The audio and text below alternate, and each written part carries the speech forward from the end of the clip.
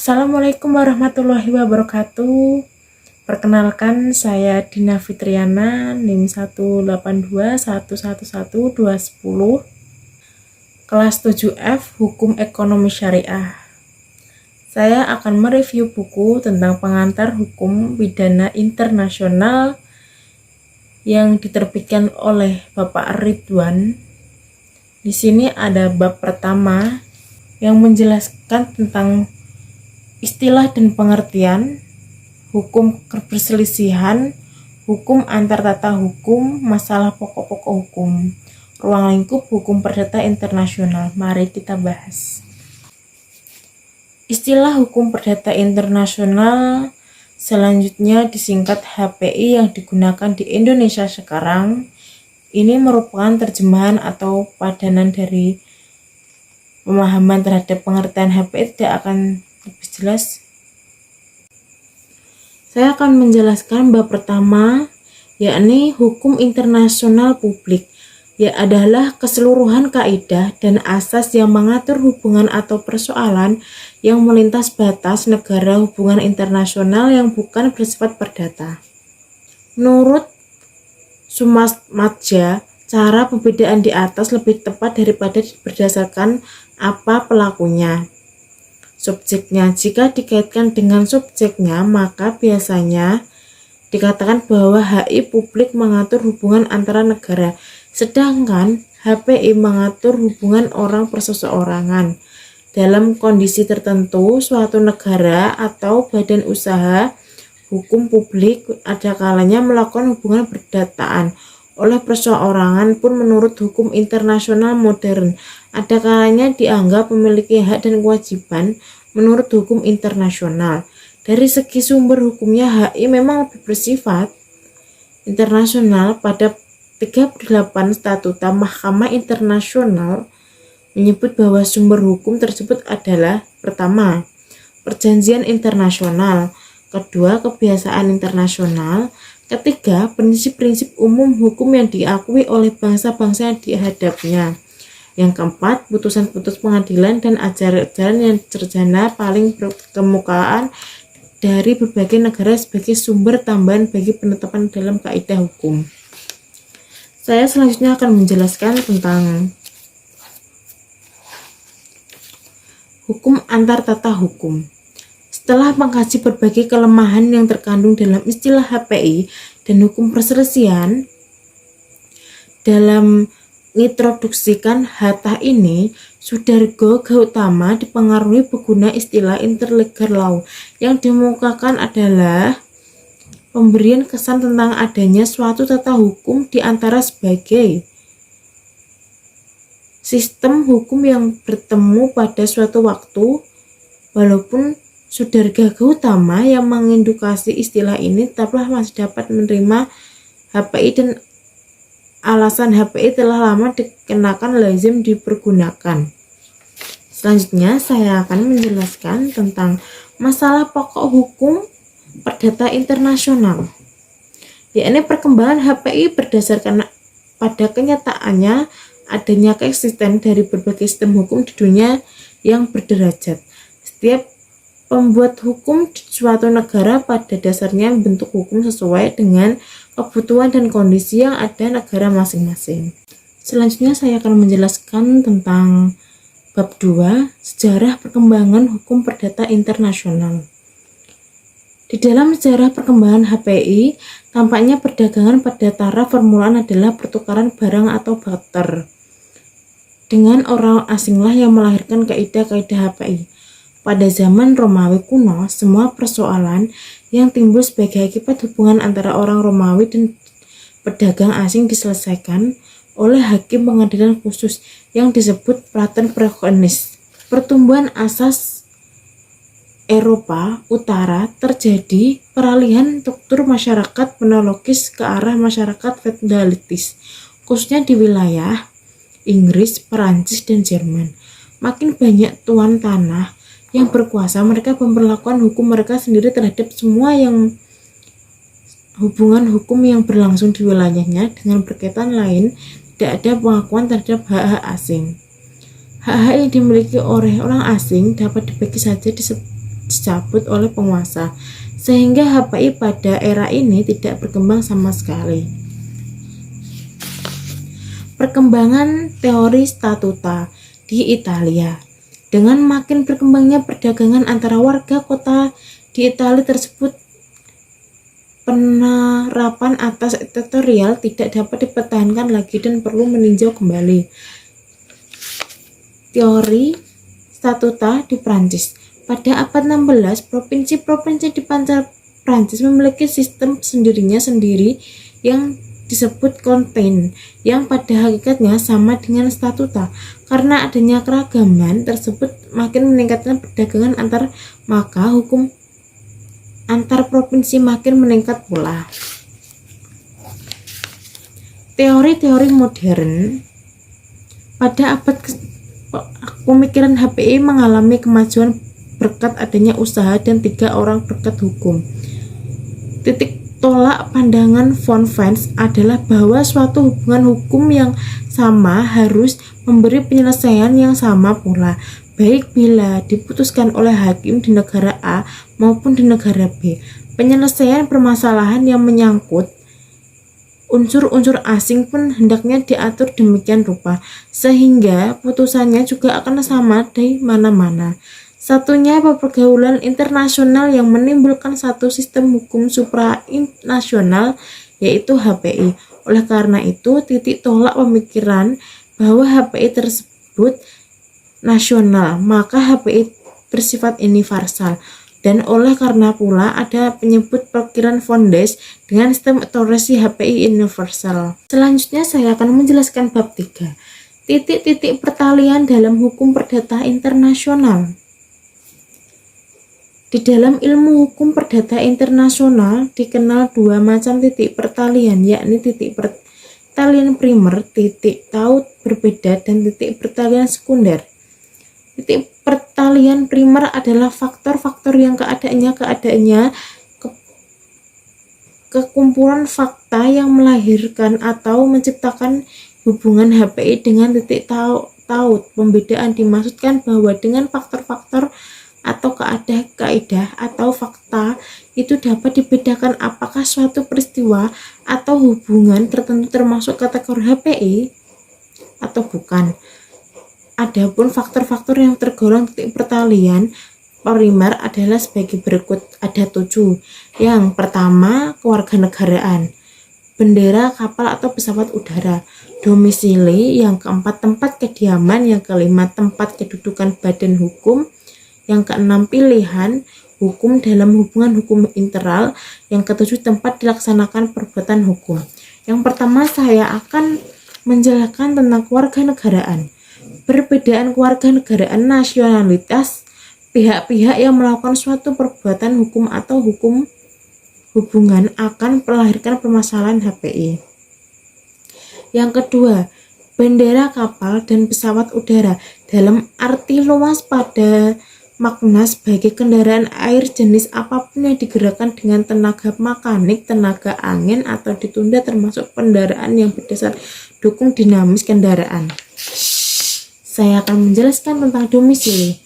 Faktor perbedaan domisili. Subjek hukum yang melakukan suatu hubungan hukum dapat pula menimbulkan suatu hukuman yang memiliki unsur hukum perdata internasional.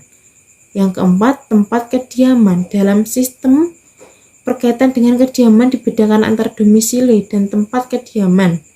Yang kelima, kebangsaan badan hukum. Di dalam hukum terdapat 2 jenis hukum, yakni manusia dan badan hukum.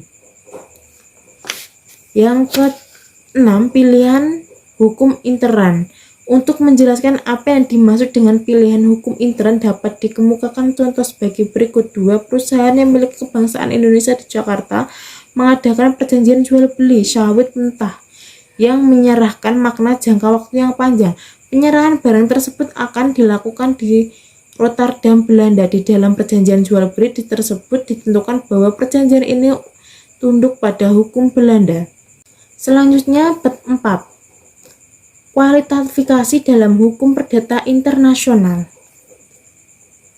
Di dalam setiap proses pengambilan putusan yuridis merupakan tindakan yang harus dilakukan. Hal tersebut dilakukan karena hal kualifikasi orang mencoba menata kekumpulan fakta yang dihadapi. Dengan perkataan lain, kualifikasi dapat dikatakan sebagai perjamaan fakta-fakta dalam kehidupan sehari-hari. Macam kualifikasi di dalam hukum perdata internasional sebagai halnya hukum perdata intern. Di dalam HPI juga diperlukan kualitatif fakta-fakta harus berada di bawah kategori hukum tertentu. Dengan demikian, fakta-fakta diklasifikasikan, dimasukkan ke dalam pengertian hukum yang ada. Di dalam HPI selain fakta yang dikualifikasikan, kaidah hukum pun perlu juga dikualifikasi.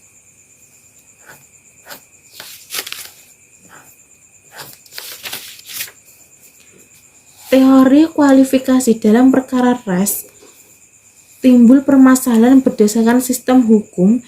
Manakah kualifikasi suatu perkara harus dilakukan? Pertanyaan macam inilah yang mendorong timbulnya berbagai teori kualifikasi dalam HPI. Menurut Sudargo Gautama menyebutkan ada 3 teori.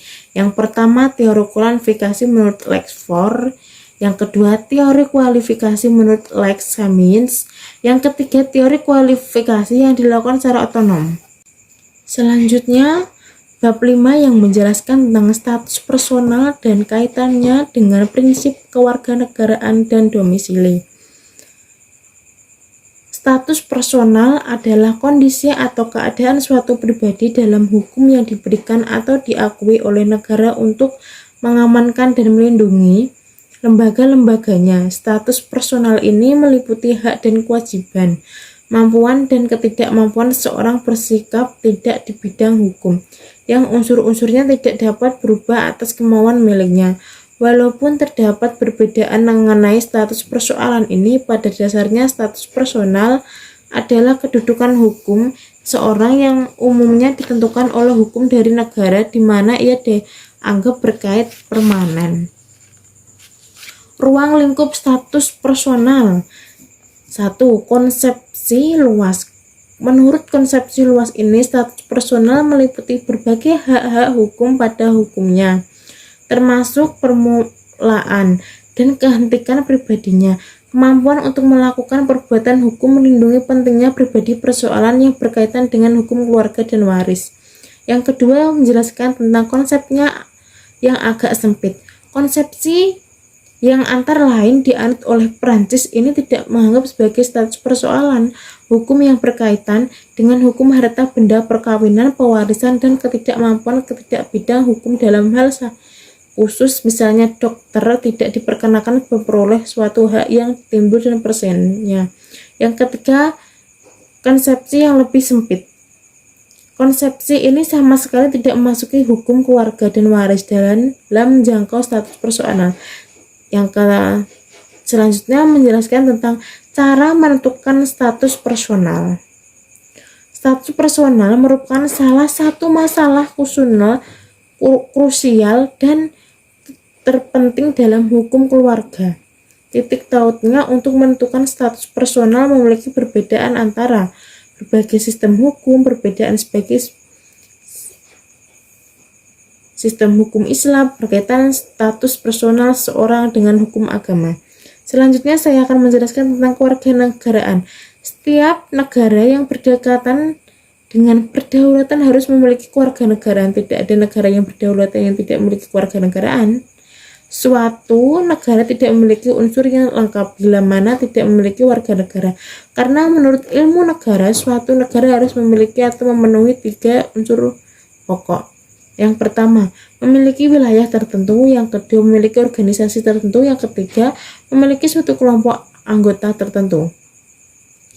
Bila mana negara merupakan suatu organisasi kekuasaan, suatu organisasi memerlukan orang-orang yang dianggap sebagai anggota organisasi yang bersangkutan, maka warga negara adalah anggota negara yang bersangkutan. Pembatasan mengenai siapa yang merupakan warga negara suatu negara ditetapkan sendiri oleh negara yang bersangkutan. Selanjutnya, pengertian domisili. Pengertian dan pengatur hukum tentang domisili yang berlaku di sebagian negara tidaklah sama tetapi memperlihatkan keanekaragaman. Namun demikian ada corak utama yang terdapat dalam konsepsi domisili yang dikenal di mana-mana, yaitu bahwa yang dimaksud dengan domisili adalah negara atau tempat yang menetapkan menurut hukum dianggap sebagai pusat hidup sekarang. Selanjutnya saya akan menjelaskan tentang asas-asas hukum perdata internasional tentang hukum benda. Secara yuridis benda berdasarkan pasal 499 KUH Perdata adalah segala sesuatu yang dapat dihaki atau yang dapat menjadi objek hak milik. Dengan demikian benda berarti objek sebagai lawan dari subjek, yakni orang atau benda hukum. Oleh karena yang dimaksud dengan benda dalam makna yuridis adalah segala sesuatu yang dapat dihaki atau dapat dimiliki oleh badan hukum, maka segala sesuatu yang tidak dapat dimiliki tidak termasuk benda. Dengan sistem KUH Perdata, pengertian benda sebagai objek tidak hanya meliputi barang yang berwujud yang dapat ditangkap dengan panca indera, juga diliputi benda yang tidak terwujud, yakni hak, dan demikian benda itu mencangkup barang dan hak. Selanjutnya saya menjelaskan tentang hukum yang berlaku terhadap benda bergerak dan tidak bergerak. Asas hukum yang diterima di dalam HPI menentukan bahwa status benda ditetapkan berdasarkan pandangan yang demikian itu juga diikuti di Indonesia. Menurut pasal 17AB, pengaturan status benda tidak bergerak harus diatur berdasarkan hukum di mana benda yang disangkutan berada di bergerak. Di Kanada juga dianut asas bahwa permasalahan yang berkaitan dengan tanah atau hak yang berkaitan dengan tanah harus diatur berdasarkan hukum di mana tanah itu terletak. Lembaga jaminan di berbagai sistem hukum dikarenakan sebagai bentuk dan corak lembaga jaminan seperti hipotek, gadai, fidusta, dan hak tanggungan. Masing-masing bentuk jaminan itu menunjukkan karakteristik yang berbeda, namun demikian secara umum disepakati bahwa lembaga jaminan merupakan sebagai hukum yang bersifat tambahan yang digunakan pada perjanjian dan pada pokok. Selanjutnya saya akan membahas tentang asas hukum perdata internasional dalam hukum keluarga. Kaidah-kaidah HPI yang berkaitan dengan permasalahan keluarga terus berubah. Perubahan itu terjadi karena hal tersebut berkaitan dengan kaidah-kaidah HPI yang meliputi bidang struktur masyarakat yang sangat berdasar. Meningkatnya peraturan perundang-undangan nasional di bidang hukum keluarga disebabkan oleh adanya internasional kehidupan sebagai sehari-hari yang mengakibatkan konflik internasional dan bidang HPI. Dan masalah keluarga merupakan kepentingan yang prestasi sebagai orang. Hal ini dapat dilihat dalam banyak orang yang pergi ke luar negeri, menikah, dan luar negeri tinggal di multi bangsa, multi keyakinan, dan multi as masyarakatnya. Saya akan menjelaskan tentang akibat hukum perkawinan. Mengenai hukum perkawinan seperti ini dan kewajiban suami istri, hubungan orang tua dan anak, kekuasaan orang tua, dan harta kekayaan perkawinan dapat berkembang sebagai asas yang dinyatakan akibat hukum perkawinan tunduk pada yang pertama, sistem hukum tempat perkawinan diresmikan atau dilangsungkan. Yang kedua, sistem hukum dari tempat suami istri bersama-sama menjadi warga negara setelah perkawinan. Yang ketiga, sistem hukum dapat suami istri kediaman tetap bersama-sama setelah perkawinan, suatu berdomisili tetap setelah perkawinan. Yang ketiga, perceraian dan akibat hukumnya. Perceraian adalah perputusan hubungan perkawinan antara suami istri secara hukum pada saat keduanya masih hidup. Terdapat masalah perceraian ini adalah sebagai sistem hukum dapat berbeda di negara-negara yang memegang. Selanjutnya, bab terakhir menjelaskan tentang yurisdiksi, pengadilan, dan arbitrase. Pengertian yurisdiksi pengadilan di antara dalam HPI merupakan kekuasaan dan kewenangan pengadilan untuk memeriksa dan menentukan suatu permasalahan yang dimintakan kepadanya untuk keputusan dalam setiap kasus yang dilibatkan paling tidak satu elemen hukum asing yang relevan. Untuk menjalankan yurisdiksi yang diakui secara internasional, mengadili suatu negara, provinsi, atau negara sebagai dalam sistem hukum negara federal harus mempunyai kaitan tertentu dengan para pihak atau hak kekayaan yang dipersangkakan. Tipe-tipe yurisdiksi pengadilan.